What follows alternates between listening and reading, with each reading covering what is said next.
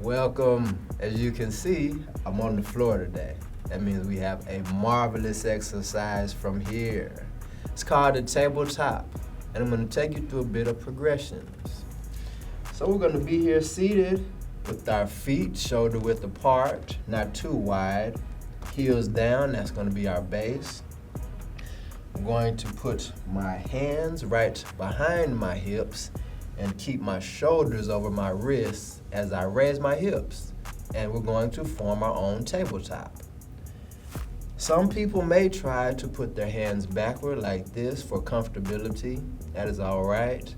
I like to put my wrists and hands facing my feet so that I can work on wrist flexibility. From there, chest up, head straight, and then we'll push through our heels and our wrist to raise our hips.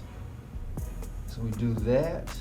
Gonna take your head up, keep it in neutral, push your hips to the ceiling as high as you can in a table position, and back down as you exhale. Go up for the inhale. Relax, release, back down to the ground on the exhale. So this will be a challenging exercise. That's why we put it at the end. Maybe try it in the morning when you wake up, in the evening before you go to sleep. Switch it up, enjoy yourself, and let's work on that flexibility.